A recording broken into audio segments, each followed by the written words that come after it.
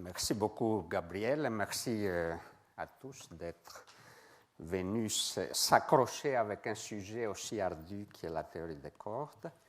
Et donc, je vais essayer un peu de prendre le relais donc, du cours de ce matin et de vous expliquer, si possible, en mots simples, comment la théorie des cordes semble aller dans le bon sens pour résoudre certains de ces paradoxes dont vous avez entendu parler à la fin du cours précédent. Les paradoxes entre la gravité, la théorie de la gravité qu'on connaît, classique, semi-classique, et la mécanique quantique. Donc, voilà un petit peu le contenu pour le résumer. Pourquoi ça avance tout seul? J'ai dû...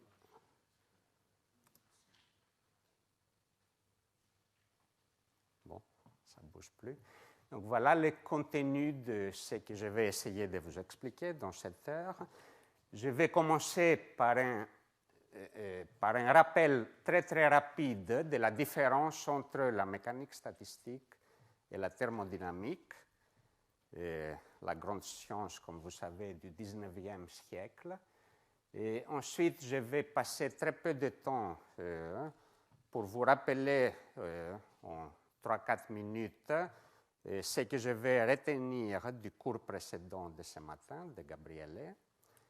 Et ensuite, on va passer dans le cadre de la théorie des cordes et on va essayer d'isoler le trou noir de la théorie des cordes qui est le plus approprié, le plus adapté pour le calcul microscopique qu'on va essayer de faire. Et ce trou noir, il va être fabriqué à partir des objets qu'on appelle les brins de Dirichlet, que vous avez aussi vu, je crois, dans le cours de Gabriele.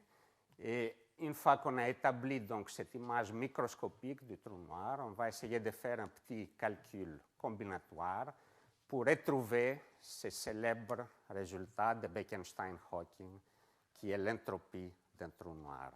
Et finalement, je vais terminer en disant quelques mots sur les raisons pourquoi ces calculs-là marchent, mais pourquoi on a du mal à l'étendre pour l'instant à des calculs différents, notamment dans le cas du trou noir de Schwarzschild. Donc, commençons lentement. Donc, la thermodynamique par rapport à la mécanique statistique, quelle est la différence? Mais prenons un exemple très précis pour se fixer les idées. Supposons qu'on a un matériau qui est ferromagnétique ou paramagnétique. Un exemple de magnétisme, donc, et on le plonge dans un champ magnétique qu'on va appeler le champ B. Si le système est isolé de l'extérieur, son énergie E doit être fixée. Elle ne peut pas croître ni décroître. C'est ce qu'on appelle un système isolé ou, dans le langage de la mécanique statistique, on est dans l'ensemble microcanonique. Et donc, l'état du système va être décrit par deux variables, l'énergie et le champ magnétique. L'état macroscopique du système. Maintenant, quand on fait de la thermodynamique, on introduit en quelque sorte, on parachute un potentiel dont l'interprétation n'était pas très claire du reste au début de la thermodynamique, qu'on appelle l'entropie, et qui est une fonction des deux paramètres qui décrivent le système, donc du champ B et de l'énergie E. Et cette fonction, S de B et de E, c'est ce qu'on appelle une équation d'état. À partir de cette équation d'état ou de cette fonction, on peut faire de la thermodynamique. Mais cette équation-là n'est pas universelle. Personne ne nous la donne gratuitement. Il faut, ça dépend du système. Si vous avez par exemple un morceau de fer ou si vous avez un cristal avec des impuretés magnétiques, vous n'allez pas trouver la même équation d'état, la même fonction entropie en termes de B et de E. Donc, ça dépend du système, mais une fois qu'on a cette équation d'état, après, on peut tourner la manivelle de la thermodynamique. Par exemple, la température inverse, elle est tout simplement la première dérivée de l'entropie par rapport à l'énergie, ou l'aimantation est la première dérivée de l'entropie par rapport au champ magnétique B, ainsi de suite. Donc, évidemment, Dans un laboratoire, on ne va pas mesurer l'énergie totale du système, on mesure plutôt la température, mais tout ça, par la thermodynamique, on peut très bien changer des paramètres sans problème. Donc ça, c'est la thermodynamique, mais en fait, si on avait une vraie description microscopique de ces morceaux de fer, si vous voulez, on peut en principe au moins calculer cette fonction S de B et de E. Je dis en principe parce qu'en pratique, c'est très difficile, évidemment, à moins d'avoir un ordinateur hyper puissant, mais ça ne pose pas un problème conceptuel en principe de calculer S de B et de E. Et ça fut la grande découverte de M. Boltzmann, qui a en fait identifié cette entropie avec un nombre très simple, avec tout simplement le logarithme du nombre d'états microscopiques du système. Donc, vous comptez combien d'états il y a dans le système à une énergie donnée et pour un champ magnétique B donné. Donc, si vous savez, en principe, faire ces petits calculs ou ces grands calculs, mesurer, compter le nombre de microétats, vous prenez le log, vous multipliez par la constante de Boltzmann, Kb, et vous avez donc l'entropie thermodynamique. Je ne vais pas rentrer dans plus de détails sur la notion de l'entropie. Elle mesure une espèce de désordre ou de manque d'information sur le système. Plus il y a de microétats possibles, moins on connaît l'état exact du système, donc plus l'entropie est grande. C'est un peu ça le sens de l'entropie. C'est un peu un manque d'information ou un désordre.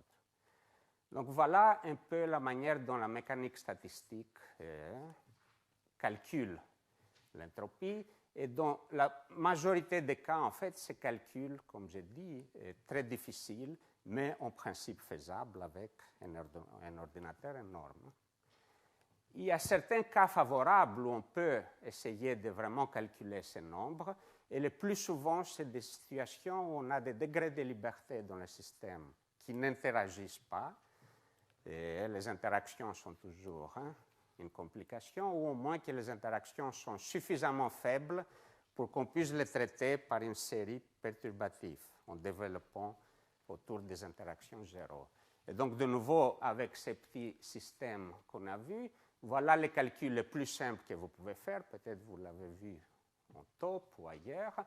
Si vous faites tout simplement l'hypothèse que ces matériaux se constituent de grandes N spins ou micro-aimants individuels qui n'interagissent pas entre eux, mais qui interagissent seulement avec un champ magnétique externe. Donc B est le champ externe. Sigma, c'est le spin qu'on peut prendre égal à h bar sur 2, plus ou moins 1, selon l'axe Z. Mu B, c'est une unité, le magnéton de bord, par exemple. Et donc, si vous admettez cette fonction énergie, ou plutôt cet hamiltonien pour le système, après le calcul est aisé. Pourquoi? Parce que, évidemment, l'énergie E, vous voyez ici, est tout simplement donnée par le magnéton de bord, le champ magnétique, et la différence entre le nombre de spins qui pointent vers le haut et le nombre de spins qui pointent vers le bas, tout simplement. Dans ces conditions-là, on peut calculer l'entropie, c'est-à-dire on veut compter le nombre d'états qui ont la même énergie, donc qui ont la même différence, n plus, moins, n moins. Puisque n plus plus n moins, c'est grand N, ça c'est fixé, on ne change pas le nombre total de spins. L'entropie, c'est le logarithme du nombre de choix n plus dans n, donc c'est une expression élémentaire, n factoriel sur n plus factoriel fois n moins factoriel. Et si n est très grand, en utilisant la formule de Stirling, vous pouvez réécrire ça comme ça, où y plus et y moins sont les fractions de spins qui pointent vers le haut ou vers le bas, et qui sont évidemment réexprimées ici en termes de l'énergie par spin moyenne et du champ magnétique. Donc voilà un cas très simple où on peut calculer l'entropie, et ensuite on peut faire de la thermodynamique. Maintenant, il suffit d'ajouter une toute petite complication, par exemple un couplage ferromagnétique entre spins, pour que le calcul cesse d'être simple. C'est un calcul qui est très compliqué, il est encore soluble, mais pour des raisons très spéciales. Si on a un réseau bidimensionnel, il n'est plus soluble analytiquement si on va à 3 dimensions, par exemple. Donc, ça vous montre un peu ce que je vais surtout que vous retenez ici, c'est que cette entropie est souvent calculable quand on a des systèmes sans interaction. Elle est presque jamais vraiment calculable de manière analytique, en tout cas, quand on a un système avec interaction. Bon. Venons maintenant, donc, et là je vais aller vite, à ce que vous avez vu dans le dernier cours de Gabriele. Donc, les trous noirs comme système thermodynamique. Et je vous montre de nouveau tout de suite ici le trou noir qui va surtout nous préoccuper, ou une variante de ce trou noir, qui est ce trou noir chargé, la solution de Reissner et Nordström, et un trou noir donc avec charge, mais sans spin. Je vais enlever son moment angulaire, son moment cinétique. Je vais tout de suite enlever la complication du moment cinétique du trou noir. Et donc, vous avez vu qu'on exprime ça par une métrique, la géométrie de l'espace-temps en présence d'un tel trou noir prend cette forme-là, où si f valait 1, on aurait tout simplement la métrique habituelle plate, exprimée en coordonnées polaires, mais f ne vaut pas 1, f c'est cette fonction donc, que vous avez vue avant. J'ai mis ici les unités de la constante de Newton comme ça. Q est sans dimension, c'est la charge sans dimension. Et donc, f est cette fonction qui a la particularité, souvenez-vous, que quand r, la distance radiale, ou la coordonnée radiale, se rapproche de r+, donné par cette expression-là, mais le coefficient devant dt tend vers 0. Ça veut dire qu'un temps infini par rapport à un observateur très loin, quand r tend vers l'infini, correspond à temps essentiellement 0 et en temps invariant si vous êtes près de l'horizon. Donc, c'est ça l'origine de ce que vous avez vu, le redshift ou le décalage vers le rouge infini. Et donc, vous avez entendu que dans le cas des trous noirs astrophysiques, évidemment, la charge est d'habitude 0, ou négligeable en tout cas. Et vous allez voir pourquoi nous, on s'intéresse aux trous noirs chargés tout à l'heure. Mais ça existe, des trous noirs qui ne soient pas astrophysiques? Est-ce que vous voulez dire, est-ce qu'on les a vus? Par trou noir astrophysique, oui, vous avez raison. Par trou noir astrophysique, on veut dire les trous noirs qu'on pense avoir vus, par exemple, au centre de notre galaxie. On pense qu'il y a un trou noir. Ou qu'on estime comme probable qu'ils ont été créés un peu plus tard qu'aux tout premiers instants de l'univers, où on ne sait pas trop ce qui se passe. Mais à partir d'un moment, par exemple, à partir du moment de découplage des photons, on pense comprendre assez bien l'histoire de l'univers pour penser qu'il y a eu certainement création de trous noirs par effondrement gravitationnel de différents objets. Et ces trous noirs sont presque certainement pas chargés, tout simplement parce que les charges, c'est une répulsion, et donc ça rend beaucoup plus difficile l'effondrement gravitationnel quand on a de la matière chargée. De toute façon, on n'a pas de la matière chargée en grande quantité quelque part dans l'univers. Mais si vous voulez, donc, théoriquement, c'est tout à fait possible. Il n'y a aucune raison. Si jamais ici on avait de la matière chargée, mais qui était suffisamment dense pour que l'attraction gravitationnelle puisse opérer, ça aurait quand même formé un trou noir. Seulement, c'est très difficile. C'est un paramètre libre. C'est un paramètre libre, oui. Oui, absolument. Donc, je voudrais quand même vous montrer cette belle image.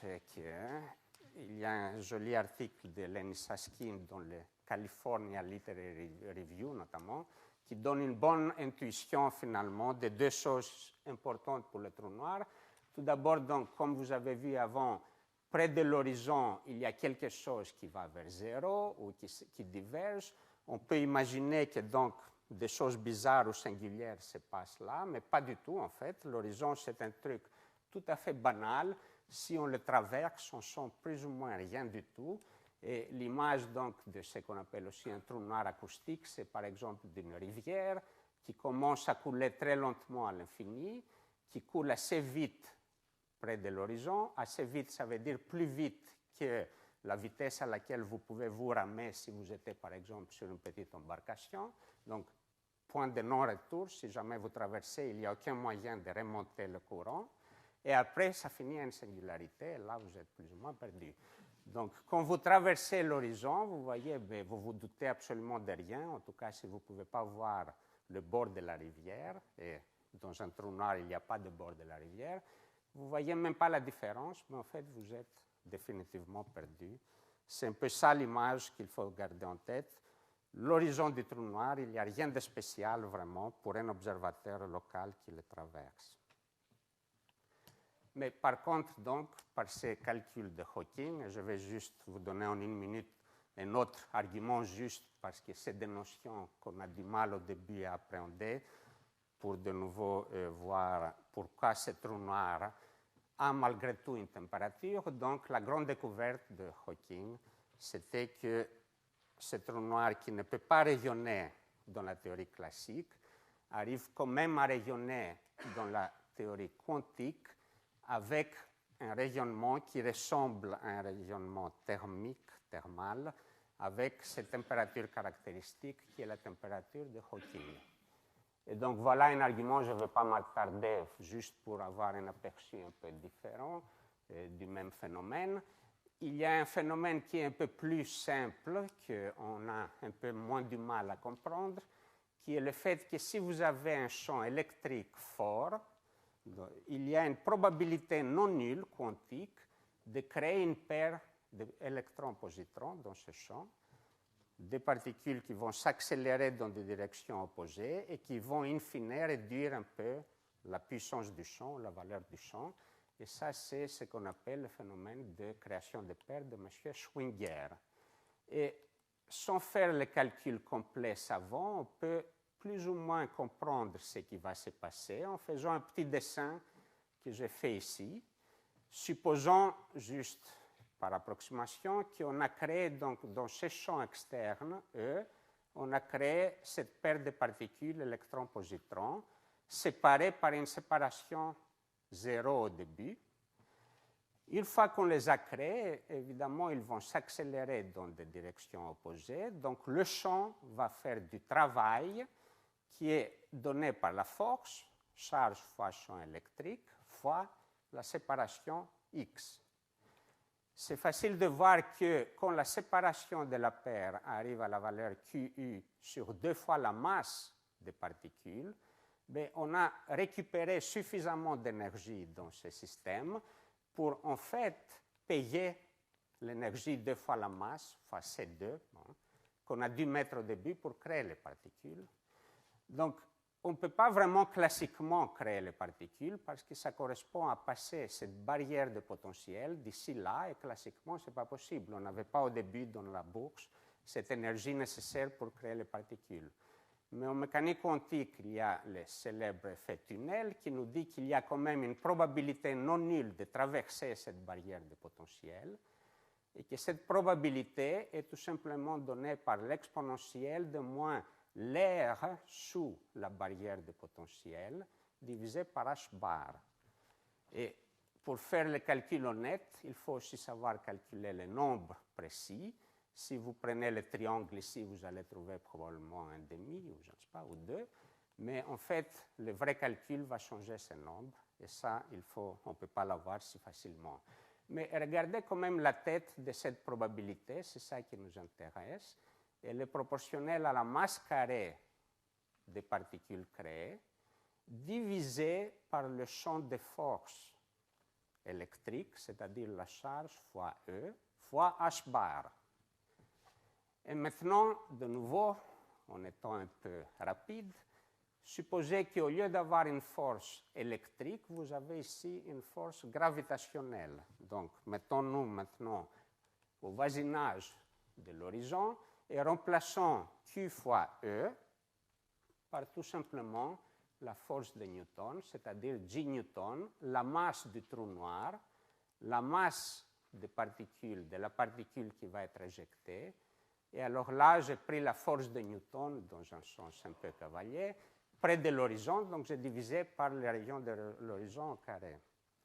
Et si vous remplacez, vous faites ces petits remplacements, vous allez trouver donc une probabilité d'éjection d'une particule, c'est-à-dire vous créez deux particules, il y a une qui s'éjecte, l'autre qui tombe dans le trou noir. Et la probabilité, vous allez voir qu'elle a cette forme-là. Donc, ce qui est important, c'est qu'une puissance de la masse a disparu, parce que la force elle-même est proportionnelle à la masse, et qu'il y a le h bar caractéristique de la mécanique quantique. Et vous voyez qu'on a donc ici une probabilité d'émission qui a justement l'air thermique ou l'air d'un rayonnement thermique de corps noir, c'est-à-dire c'est l'exponentielle de moins l'énergie ou la masse éjectée divisée par une température qui est justement la température de Hawking.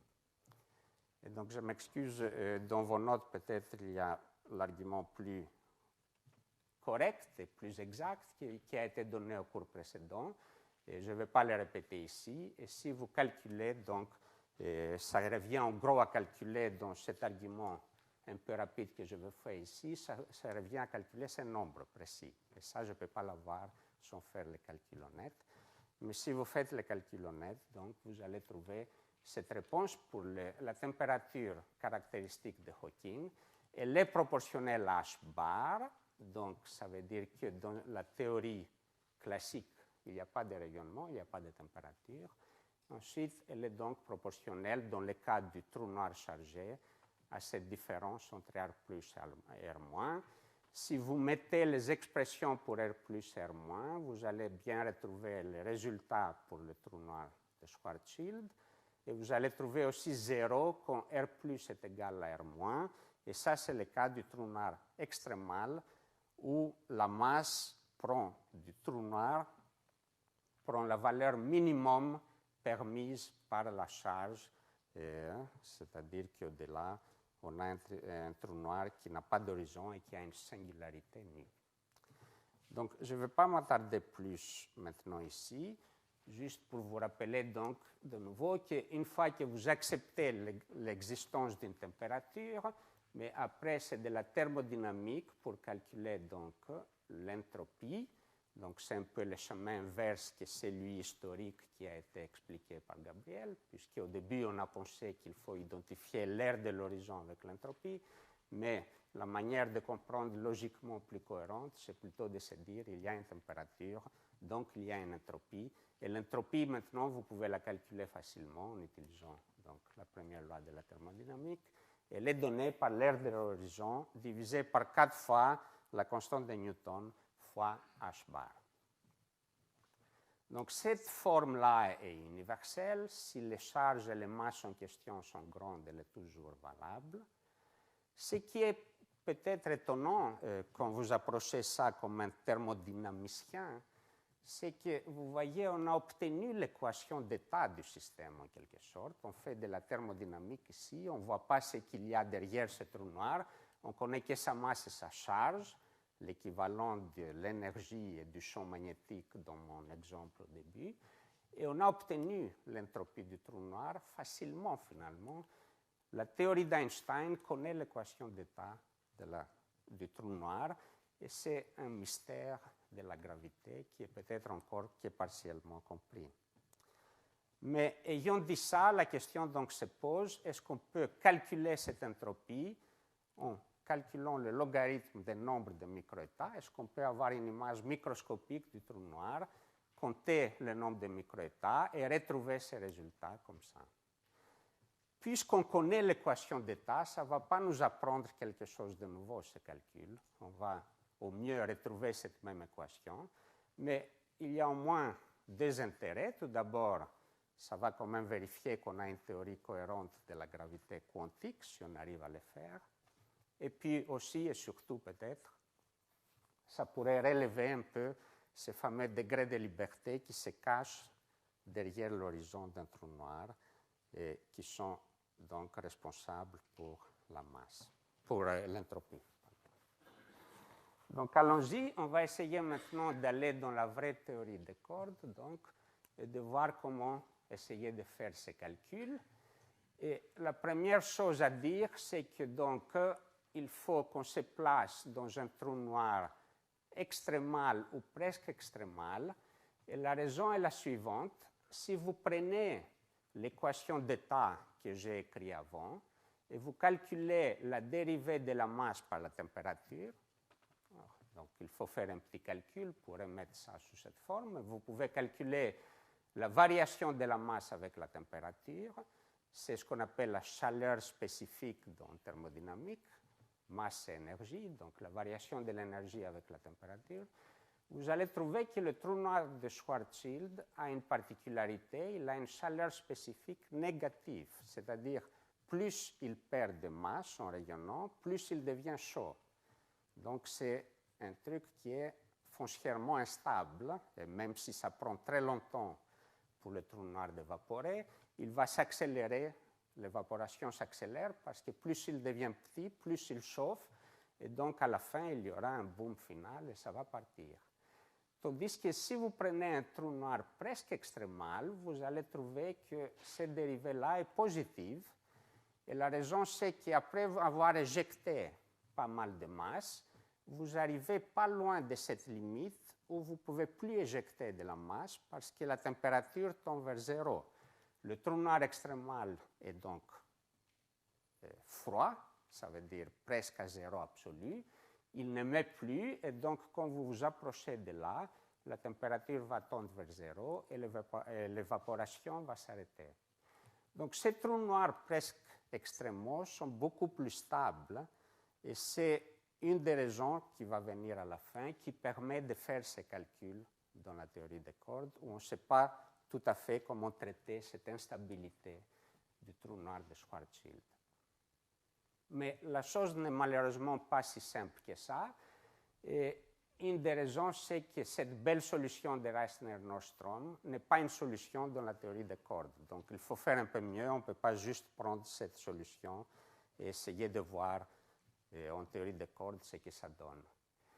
Et là, je vais faire appel au cours de la semaine dernière, où vous avez vu justement cette théorie qui est la plus simple extension de la théorie d'Einstein, la théorie de Kaluza-Klein, qui postule que l'espace-temps est 5-dimensionnel, donc les dimensions supplémentaires vont jouer un rôle dans ce qui va suivre. Il y a 5 dimensions, mais une des 5 dimensions est compactée sur un tout petit cercle, un cercle de rayons, on peut dire de pierre, mais le R, comme vous avez vu la dernière fois, est en fait un paramètre lui-même dynamique, ça correspond à un champ. Et en fait, donc, on peut réécrire cette métrique 5-dimensionnelle comme une métrique à 4 dimensions. Ça va être la métrique dans l'espace-temps qu'on voit, 4-dimensionnelle. Et il y a une 5e coordonnée qui a sa propre métrique qu'on écrit comme exponentielle de phi. Donc, exponentielle de phi fois dx5 au carré, c'est vraiment la distance carrée dans cette direction compactée. Et puis, il y a des termes hors diagonaux, dx5, dx mu, qui on assimile, comme vous vous souvenez peut-être de la fois dernière, à un champ de Maxwell électromagnétique. Et donc, cette théorie-là, justement, comme vous la voyez comme une théorie effective à 4 dimensions, contient la théorie d'Einstein pour la métrique, la théorie de Maxwell pour ce champ à mu, donc de l'électrodynamique, si vous voulez, et puis il y a ce champ supplémentaire scalaire qui est le champ du rayon, puisque si à l'infini, si on suppose que la valeur moyenne de phi, ou d'exponentielle phi plutôt, vaut R, ça veut dire que le vrai cercle de compactification a une longueur de pi fois R. Vous voyez, les vraies distances sont là-dedans. X5, c'est une coordonnée qu'on peut choisir comme on veut.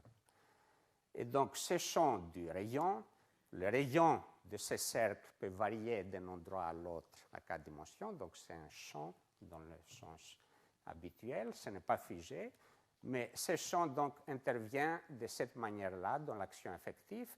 Il y a une énergie ou une action associée au champ, il est sans masse, mais surtout ce qui est important de comprendre, c'est qu'il y a ce fameux, vous verrez pourquoi, exponentielle de 3 phi devant l'action de Maxwell. Et c'est ça qui va nous empêcher d'avoir Reissner-Nordström comme solution. Et la raison est simple, c'est un calcul élémentaire que je vous invite à faire si ça vous intéresse. Supposons qu'on avait un trou noir sphériquement symétrique et chargé. Ça veut dire que sa métrique devrait prendre cette forme-là pour une fonction f de R qu'il faut déterminer, peut-être pas celle de Reissner-Nordström, mais on peut essayer de la déterminer. Mais en plus, il y a un champ électrique qui, par la loi de Gauss, est forcément donné par la charge du trou noir sur R2, où R2 est exactement le même R qui est la coordonnée radiale que j'ai utilisée ici. Donc ça, c'est la loi de Gauss qui continue à être vraie, même si la géométrie a été déformée par une application élémentaire du théorème de Gauss. Donc voilà ce qu'on cherche. Et puis si on veut que le trou noir a un horizon régulier, un rayon R+ fixe, qu'on ne connaît pas, et on voudrait que F s'annule donc quand R tend vers R+, et qu'on puisse assimiler ça à un horizon d'un trou noir. Mais donc c'est facile de voir que dans ces conditions-là, si on regarde l'équation du champ phi, le champ du rayon, elle va prendre cette forme-là. Donc ça, c'est la dérivée radiale du champ phi, la deuxième dérivée radiale, si vous voulez. Et puis de l'autre côté, on a une contribution qui vient du champ électromagnétique multipliée par exponentielle moins 3 phi.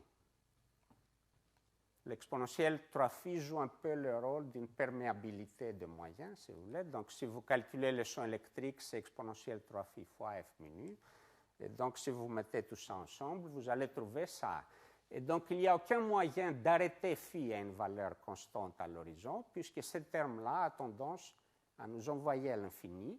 En fait, il a tendance à envoyer justement le rayon du cinquième cercle à l'infini. Mais on peut comprendre facilement pourquoi. Et la raison, c'est que dans la théorie de Kaluza-Klein, la charge électrique est tout simplement la quantité de mouvement conservée dans cette cinquième dimension.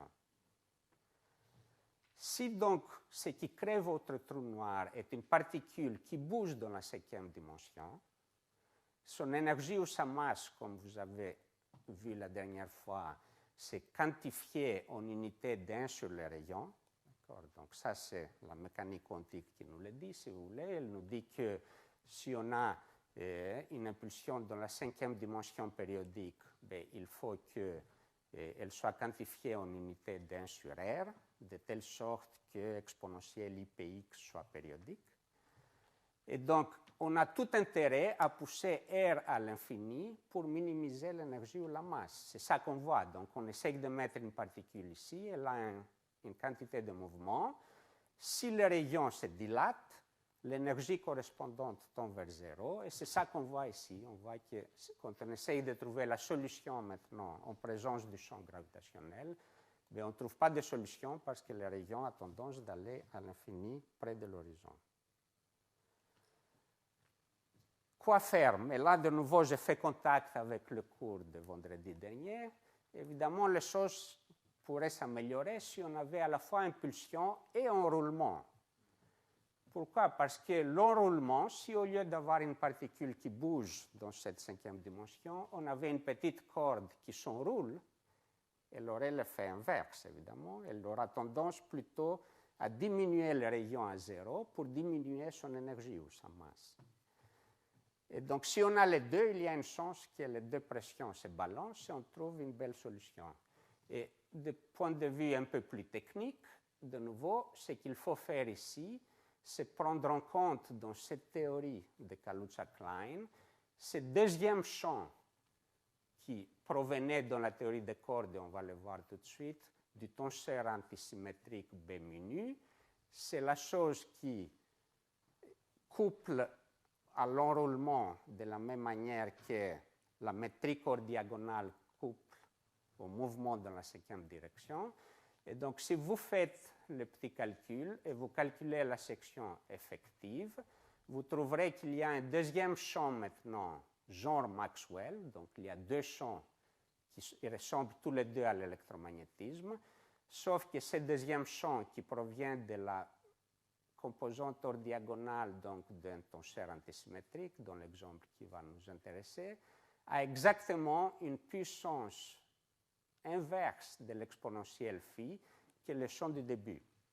C'est ça qui traduit donc ce fait un peu plus simple que j'ai dit, les charges qui correspondent à l'enroulement tendent à envoyer le rayon à zéro, les charges qui correspondent à la quantité de mouvement dans la cinquième direction ont la tendance inverse de dilater le rayon à l'infini.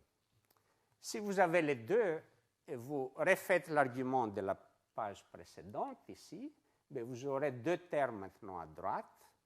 Il y aura un point d'équilibre parce que l'exponentielle moins 3phi fois q carré plus l'exponentielle phi fois q tilde carré, cette deuxième charge conservée, je peux évidemment trouver un minimum. Et ce minimum, vous le trouvez facilement. Il est donné par exponentielle 4phi égale à 3q carré sur q tilde carré. Donc, ce petit phénomène a un nom dans le milieu qui s'appelle le mécanisme d'attracteur. C'est pour dire que vous pouvez commencer avec n'importe quelle valeur du rayon à l'infini dans votre solution. Quand vous vous approchez à l'horizon, la valeur du rayon va être uniquement déterminée comme rapport des deux charges, les deux charges donc qui équilibrent les pressions opposées, et en l'occurrence le mouvement et l'enroulement dans cet exemple simple. Donc voilà une extension pas trop difficile pour l'instant de Reissner-Nordström, mais qui contient deux charges, et hélas, de nouveau, pas suffisant. Pas suffisant parce que la théorie des cordes n'a pas seulement un champ scalaire, qui est le rayon d'une cinquième dimension. Tout d'abord, il y a 10 dimensions, donc il y a 6 dimensions supplémentaires, tout un tas de bazar de champs scalaires qui décrivent le volume et la forme de cette variété compacte à 6 dimensions qu'on n'observe pas, qui est censée être cachée à nos yeux.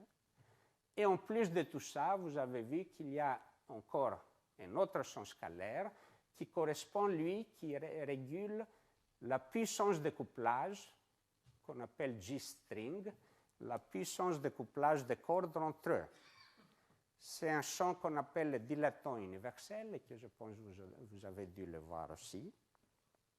Et maintenant, en présence de tous ces champs scalaires, on veut trouver un trou noir ou une configuration de charge où tous ces champs sont stabilisés à l'horizon.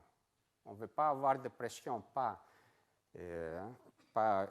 équilibrée, puisque ça va nous conduire à des solutions singulières qu'on ne sait pas traiter dans le cadre de la théorie de gravité semi-classique. Et donc, il se trouve, et là, je ne vais pas vous faire tous les calculs, mais je vais juste vous donner une idée pourquoi on a besoin d'une troisième charge. Il se trouve que la quantité importante est en fait la masse en unité de la constante effective de Newton à 4 dimensions, celle qu'on mesure dans le laboratoire. Et regardez maintenant ce qui se passe. Ici, j'ai écrit un petit morceau de l'action effective d'une théorie des cordes à 10 dimensions. Je n'ai pas écrit tout, mais j'ai mis le terme d'Einstein, qui est toujours le même, la courbure de Ricci, scalaire de Ricci, intégrale sur 10 dimensions. Et là devant, il y a un facteur qui est important, c'est une théorie des cordes. Donc l'échelle fondamentale, c'est cette échelle de longueur carrée qu'on appelle le paramètre de Reg. 1 sur 2 pi alpha prime, c'est la tension de la corde fondamentale. Donc par analyse purement dimensionnelle, il y a une longueur à la puissance 8 nécessaire à l'extérieur, puisqu'on a 10 variables d'intégration et la courbure, elle contient 2 dérivées, donc il nous faut 8 puissance de la longueur. Il y a un nombre numérique qu'on peut calculer en théorie des cordes et que je ne vais pas le calculer ici. Et puis surtout, il y a donc cette fameuse constante de couplage des cordes qui apparaît à la puissance carrée. Et la raison, c'est que si vous voulez tout ça, ça fait finalement la constante de couplage gravitationnelle, plus les cordes couplent faiblement, plus cette constante doit être faible, puisque le graviton n'est qu'un des états de la corde, et donc ces interactions sont elles-mêmes régies par cette constante G-string. Donc ça, si vous l'avez oublié dans les cours précédents, bon, c'est tout ce dont j'ai besoin ici.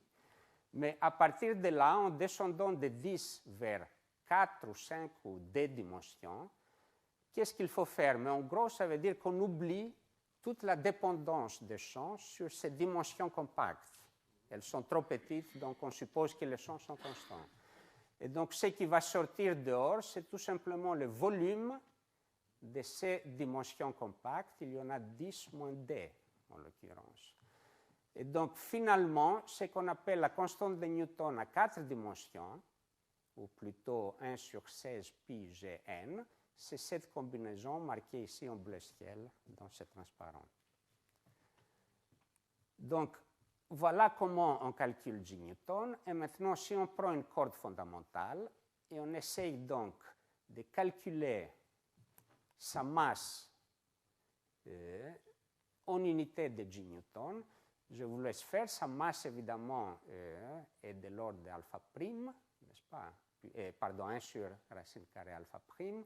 Donc, si vous faites le petit calcul, ça, c'est son dimension. J'ai pris la bonne puissance de G Newton comme si je vivais à n'importe quelle dimension. Si vous êtes évidemment à dimension 4, ça, c'est un demi. G Newton a des dimensions de longueur carrée. Donc, ça, c'est une longueur. Ça, c'est une masse. Tout ça, c'est son dimension. Si vous allez à 5 dimensions, G Newton a la dimension d'une longueur au cube.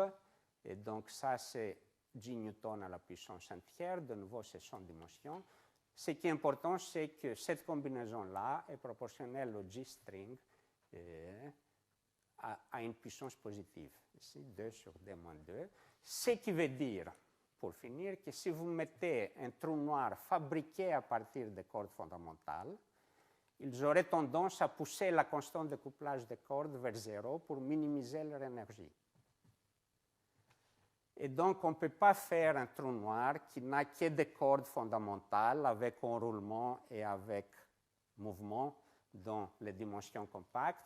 On est malheureusement embêté par cette dépendance supplémentaire sur G-string.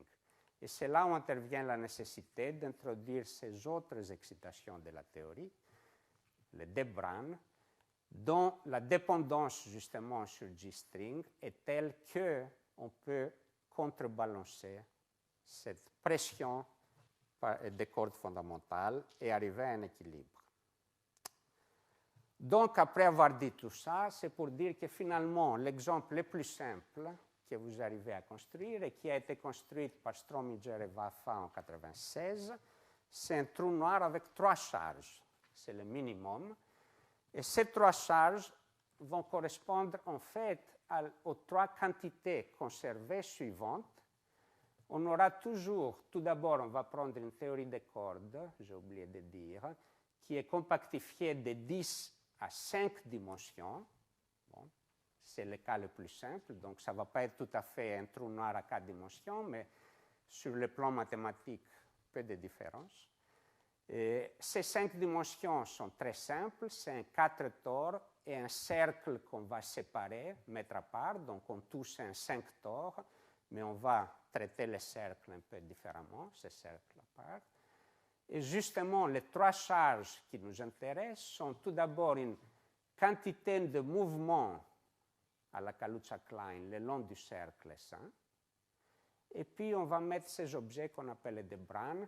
Et donc, on va en prendre 2 types, des D5 Bragg qui enroulent tous ces machins compacts, T4 fois S1.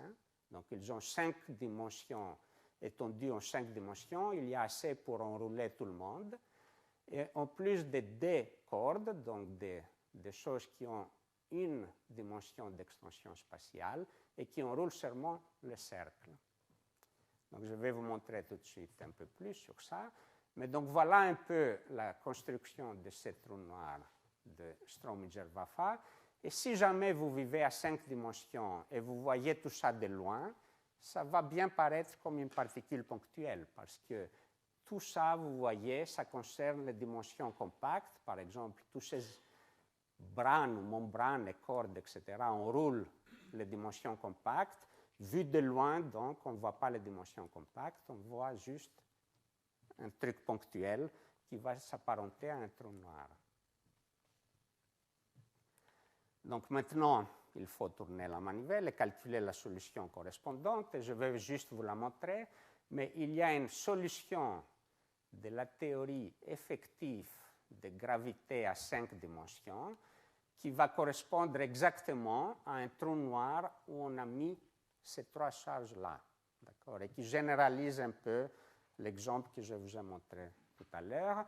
Et il y a une seule donnée non triviale pour faire vraiment les calculs, mais dont on aura besoin qui est tout à l'heure, c'est la relation précise entre ces charges que j'ai exprimées comme des entiers, c'est des nombres de Brane ou un nombre d'unités d'impulsion de Kaluza-Klein. Donc la relation entre ces charges entières et les masses individuelles de ces excitations. Voilà la solution, donc ne soyez pas effrayés par le fait qu'elle a l'air un peu plus compliquée. Elle est vraiment tout à fait semblable à la solution de Reissner-Nordström. On est à 5 dimensions, donc au lieu d'avoir une 2 sphères qui enroulent le trou noir, il y a une 3 sphères, mais bon, ça c'est pas une grande différence. Il y a une fonction f qui n'est pas tout à fait à la même puissance inverse entre le temps et le rayon, mais ça aussi, ce n'est pas une grande différence. Cette fonction f, on va la réécrire comme le produit de 3 fonctions plus élémentaires, je vais vous en dire un mot. Et finalement, il y a aussi un changement de coordonnées par rapport à l'écriture habituelle du trou noir de Reissner-Nordström, c'est-à-dire qu'on a sorti la fonction f à la puissance entière en dehors à la fois du dr carré et du r carré fois la métrique de la sphère, tandis que dans Reissner-Nordström, peut-être vous vous souvenez, cette deuxième partie avait un coefficient 1 devant. Mais vous voyez, ça, c'est rien d'autre qu'un petit changement de coordonnées. Après tout, on a toujours le droit de redéfinir notre coordonnée qu'on a appelée rayon. Je vous laisse le faire pour sortir la métrique sous cette forme-là. Vous pouvez aussi le faire dans le cas de Reissner-Nordström. Et donc, ça, c'est la métrique. Et maintenant, le calcul vous donne ces fonctions H1, H5 et HP comme étant des simples fonctions harmoniques, c'est-à-dire 1 plus des constantes sur R carré. Et ces constantes, et c'est là où intervient le calcul de la théorie des cordes, très précis, sont liées tout simplement aux 3 charges entières conservées de la manière indiquée ici. Donc si vous regardez un peu de plus près ces formules, vous voyez justement que les 2 choses qui importent, c'est le volume du cercle, le volume du 4 tore et la constante de corde G-string. C'est ces 3 choses qui interviennent dans la traduction entre charge entière et géométrie. Et c'est ces 3 paramètres qui doivent être équilibrés par des pressions opposées pour trouver un bon trou noir semi-classique. Maintenant, une fois que vous avez donc accepté la solution, vous pouvez, comme avant, calculer l'aire de l'horizon. L'horizon est maintenant une 3 sphères. Vous faites le petit calcul géométrique simple et vous trouvez qu'elle vaut 2 pi carré R1, R5, Rp, les 3 paramètres qui interviennent ici. Et en utilisant en plus la valeur de la constante de Newton à 5 dimensions, et de nouveau là, j'ai rétabli les facteurs numériques. Et là, il faut de nouveau faire le long calcul de la théorie des cordes, ça on ne peut pas le deviner. Vous arrivez à une expression pour l'entropie qui est très simple et qui déjà vous dit que quelque chose de magique opère. L'entropie du trou noir est exprimée entièrement en termes de cette quantité entière de charges qui sont N1, N5 et Np. Tout le bazar autour a disparu, le G-string, le volume et l'alpha prime. Ce qui déjà a la bonne tête pour sortir d'un calcul où on compte des choses, et on compte des microétats. Maintenant, j'insiste quand même que ce que je vous montre à partir de maintenant, c'est le cas d'un trou noir extrémal, c'est-à-dire d'un cas où la masse du trou noir est le minimum permis pour les charges, les valeurs de charge choisies. Donc, très vite, puisque ça fait partie de votre cours, enfin pour ceux de vous qui étaient là, je suppose l'année dernière, c'est ça. Et quelques mots sur le de Brane, juste l'essentiel de ce dont j'aurais besoin avant de faire le calcul finalement de ça dans la théorie microscopique. Donc les de Brane sont des excitations autres que les cordes fondamentales. C'est des espèces de solitons de cette théorie qu'on a mis très longtemps à découvrir et c'était vraiment un coup de génie de M. Polchinski d'avoir compris que c'est ça une bonne manière de décrire les solitons de cette théorie. Une manière très indirecte, sans jamais résoudre vraiment des équations de champs non linéaires ou autres, en se disant que dans l'espace-temps, il peut y avoir tout simplement des défauts, si vous voulez, qu'on va décrire de manière très indirecte comme attachant le bout des cordes ouvertes. Donc, vous voyez, ça vient d'une physique des solitons, de nouveau, comme dans l'hydrodynamique, où il faut résoudre des équations compliquées. Ici, tout ce qu'on dit, c'est que voilà quelque chose qu'on va appeler une Dirichlet-Brane. Dirichlet fait référence au fait que les cordes ouvertes fondamentales ont des conditions Dirichlet au bout de à leur bout. Elles sont accrochées sur cette hypersurface mauve. Et donc, s'il n'y avait pas le défaut, on n'aurait que des cordes fermées dans cette théorie type 2B. Mais quand il y a un défaut, il y a en plus des cordes ouvertes et elles sont accrochées là-dessus. Il y a énormément à dire, mais tout ce qui va m'intéresser ici, c'est qu'on a pu vérifier de 1000 façons que ça, c'est bien des solitons. Ils satisfont à toutes les bonnes propriétés qu'on veut des solitons. Et notamment, c'est des objets dynamiques caractérisés, entre autres, par deux quantités importantes, leur masse, ou quand ils sont étendus, leur masse par unité de volume, qu'on appelle la tension, et en plus leur charge, ou plutôt la densité de charge quand ils sont étendus, par rapport à ces champs antisymétriques qui sont un peu la corde supersymétrique du graviton et qui viennent toujours dans cette théorie, qu'on appelle en l'occurrence ici le champ de Ramond-Ramond. Maintenant, là, de nouveau, je suis obligé d'aller un peu vite, mais juste pour faire l'argument rapidement. Donc, supposons qu'on avait une particule ponctuelle, en l'occurrence une des particules. Il y a un couplage à un champ genre Maxwell, qui est décrit par un potentiel vectoriel, qui est tout simplement l'intégrale sur la trajectoire de la particule du potentiel vecteur à mu fois dt x mu, de taux x mu, de taux étant le paramètre qui paramétrise la trajectoire. Et ρ0, c'est la charge. Si au lieu d'une particule, vous avez une corde, sa trajectoire est maintenant paramétrisée par deux paramètres, un paramètre temps et un paramètre S, espace.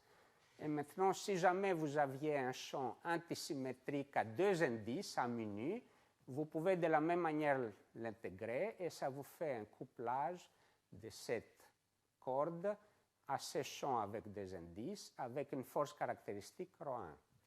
Si vous avez une membrane, elle a maintenant trois dimensions dans son trajectoire et il vous faut un champ à trois indices, ainsi de suite.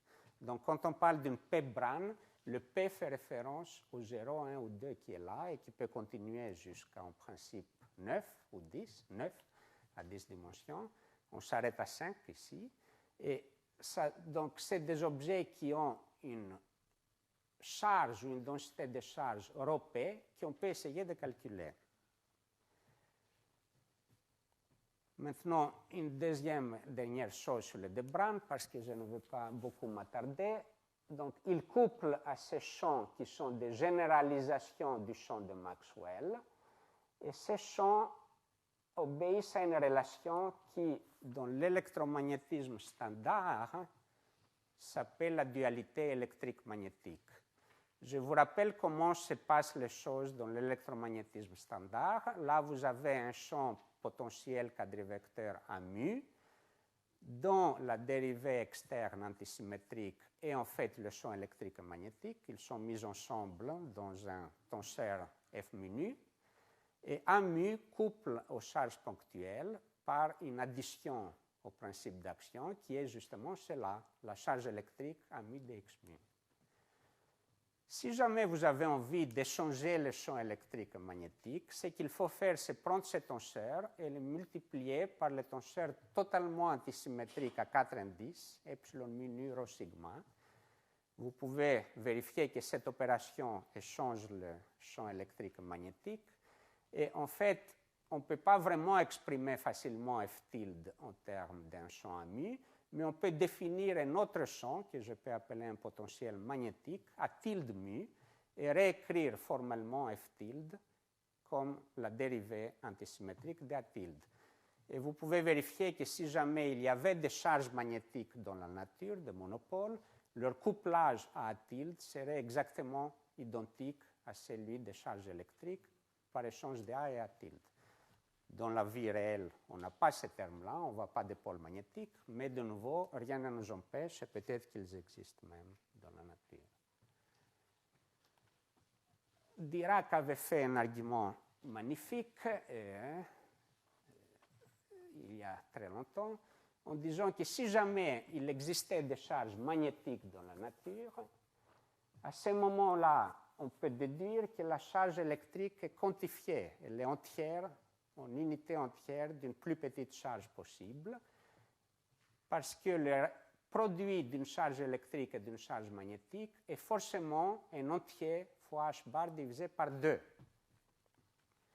Et donc cet argument de Dirac fait juste référence au fait que si on avait une charge magnétique, on calcule donc le champ magnétique qui est un champ à la gauche radial en charge sur R carré.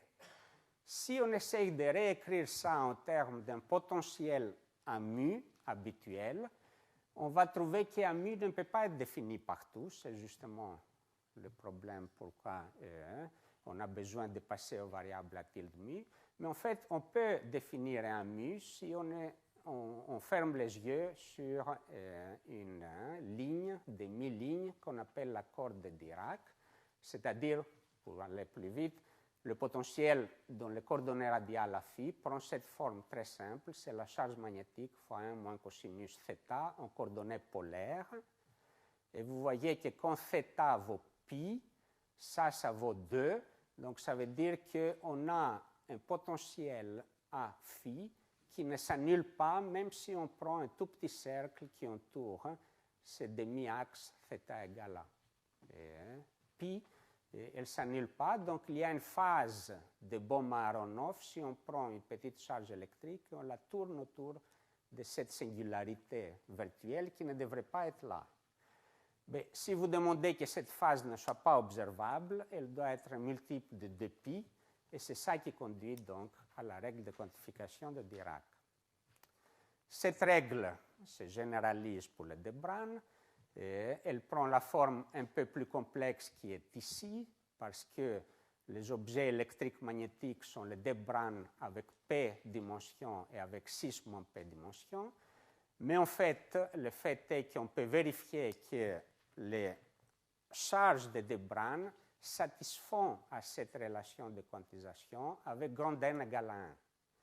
Ce qui veut dire que c'est des choses élémentaires, on ne peut plus les casser en plus petits constituants, parce qu'on aurait une violation de la règle de Dirac.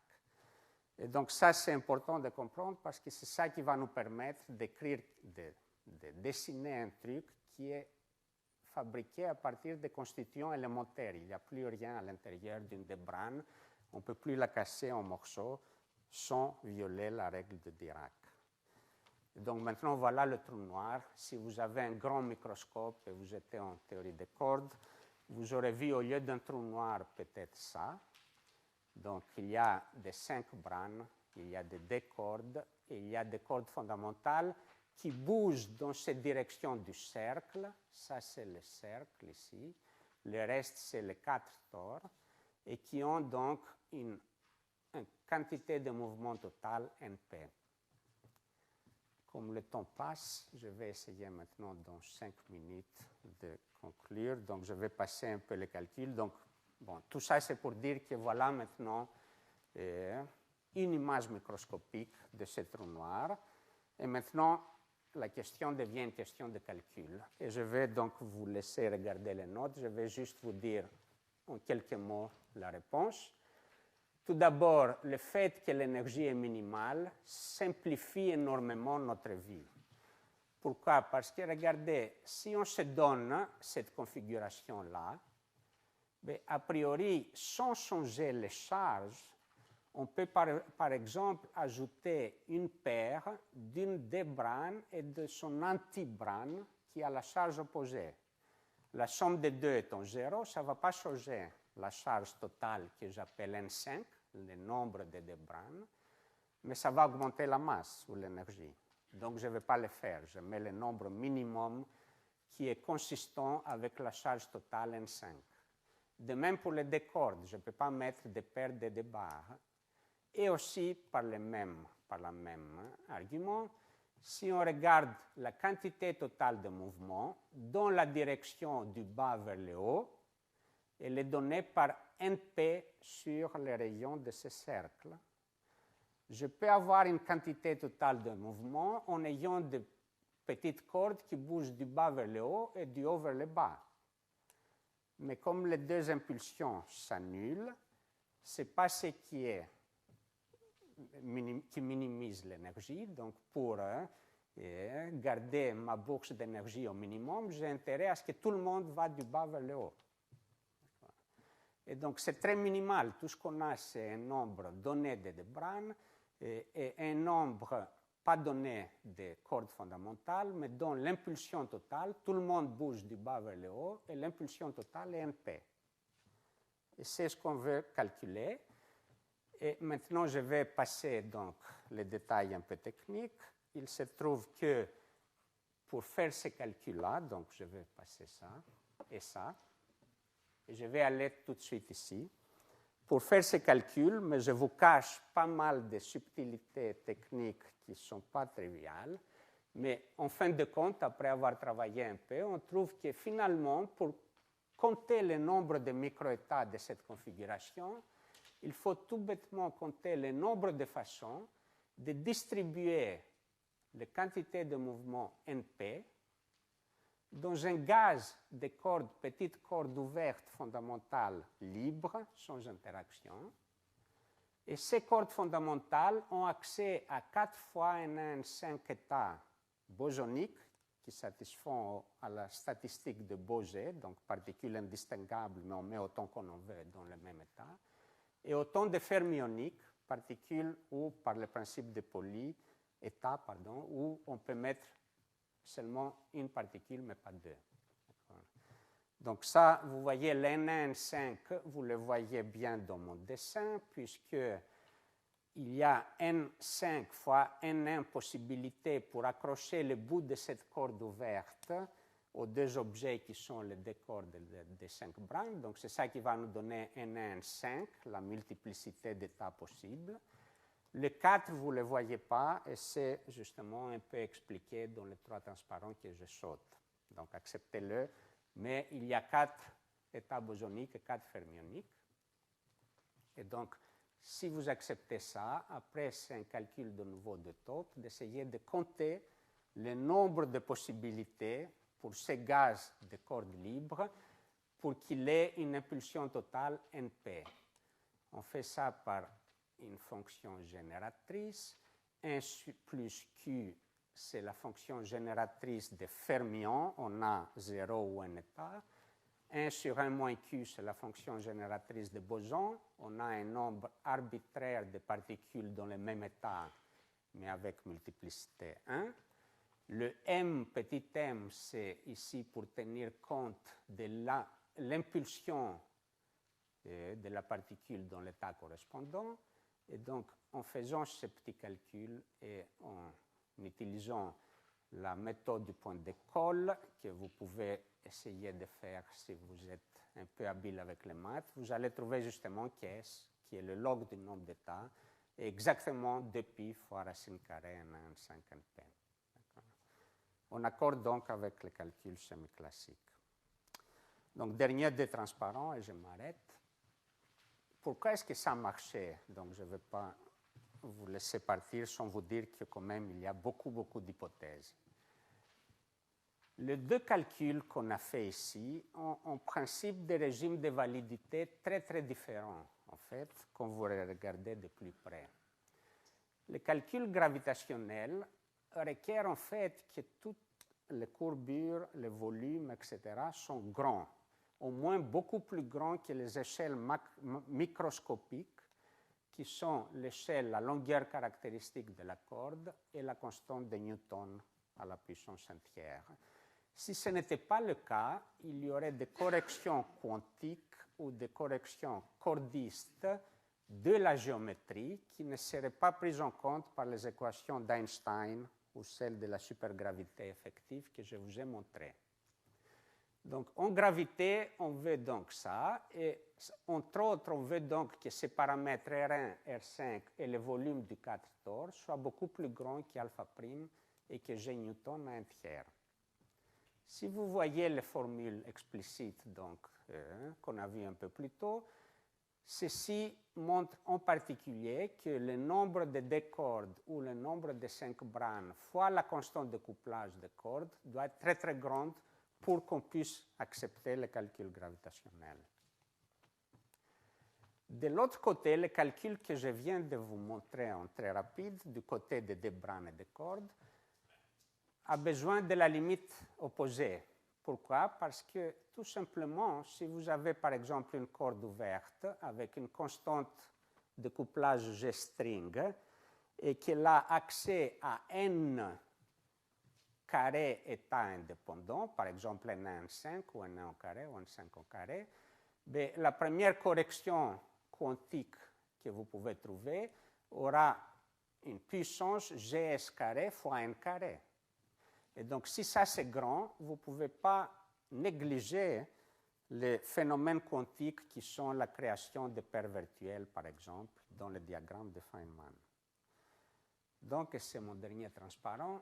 A priori, il n'y avait aucune raison que les deux calculs s'accordent.